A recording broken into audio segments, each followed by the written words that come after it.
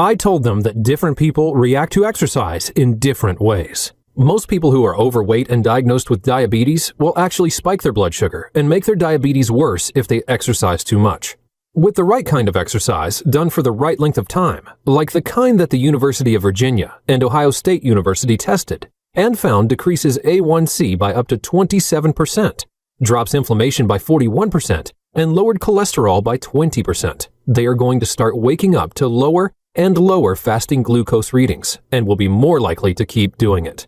Reason number 2, they ate a lot more carbs. Yeah, I know, when you're diabetic, carbs are the enemy. At least that's what they want you to believe. Well, that is false. Some carbs are bad, but other kinds of carbs are not only good for diabetics, they can actually help reverse it. Like the smart carbs that shocked researchers at Duke University when they reduced and completely eliminated the need for diabetic medications. These are just one of the many different types of carbs that have been proven to improve blood sugar and insulin production. Reason number 3, they stopped trying to lose weight. One of the first things a doctor will tell you once you're diagnosed with diabetes is you need to lose weight. One of the biggest myths alive is that obesity, or excess weight, is the primary cause of type 2 diabetes. In a landmark study at UCLA, researchers were shocked to find that patients reversed their type 2 diabetes without losing a significant amount of weight. Many of them were even clinically obese when they reversed their diabetes. Reason number 4, they stopped treating their diabetes as a genetic or hereditary condition. Sure, their parents had it, and their uncles and aunts have it, and maybe their poodle has it. But diabetes is not, I repeat, not hereditary.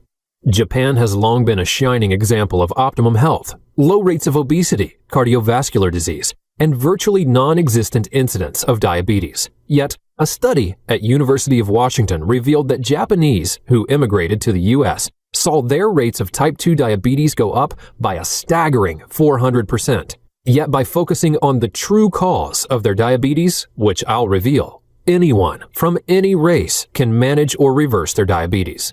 Reason 5, they focused all their efforts at attacking the true source of diabetes.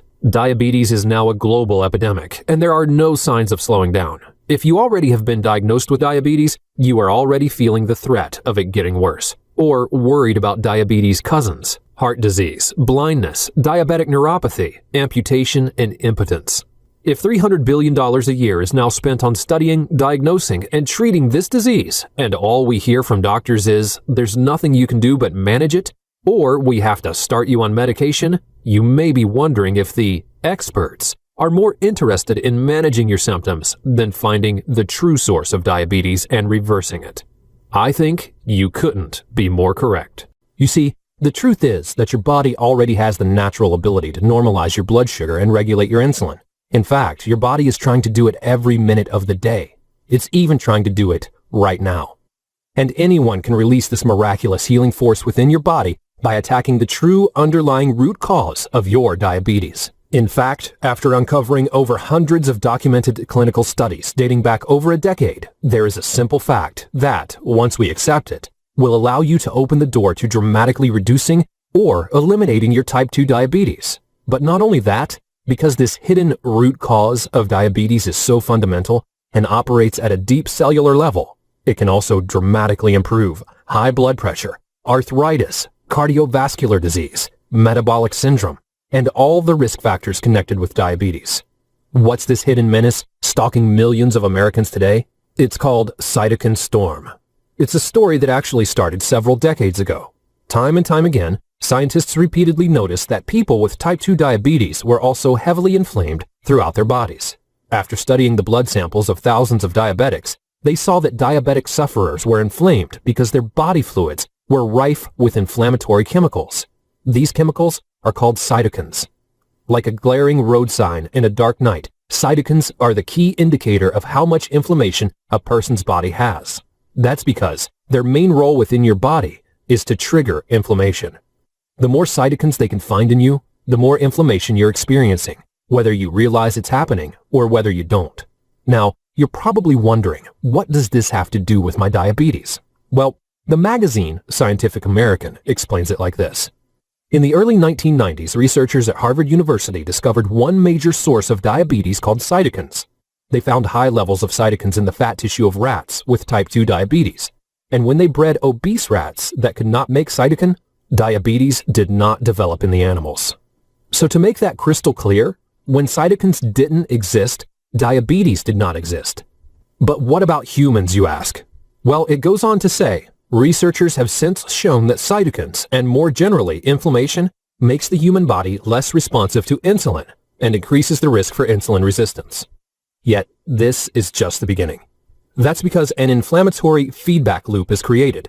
It's where inflammation, which is caused by the increase of cytokines, creates insulin resistance, and the insulin resistance, in turn, causes more cytokines to form. It's a vicious cycle that keeps the disease alive and Americans dependent on medication, insulin injections, and a constant threat of things getting far worse. H. Henry Dong and his colleagues at the University of Pittsburgh states, inflammation and insulin resistance reinforce each other via a positive feedback loop. Long story short, it's a deadly cycle of inflammation causing diabetes, and diabetes turning around and fueling inflammation. It's a perpetual cycle, but that's not all. If you look at this video, it is a perfect picture of the chain reaction that cytokines create in your body. You see, cytokines trigger other cytokines to activate and inflame your cells. A constant chain reaction occurs and self-perpetuates, making you a slave to diabetic treatment. This is why I call it the cytokine storm. And when you have cytokines creating inflammation which causes insulin resistance, and insulin resistance causes more cytokines to form, and when they act like ping pong balls in that little video above, is it any wonder that it's the greatest threat to our lives today, where those who have this plague have up to 400% greater chance of heart attack or stroke, where heart disease and stroke cause about 65% of deaths among people with diabetes, where 84,000 people have diabetes-related leg and foot amputations each year, where 38,000 people with diabetes develop kidney failure each year, where each year 12,000 to 24,000 people become blind because of diabetic eye disease, including diabetic retinopathy, where 70% of adult males with diabetes currently suffer or will experience sexual impotence. As you now know, when you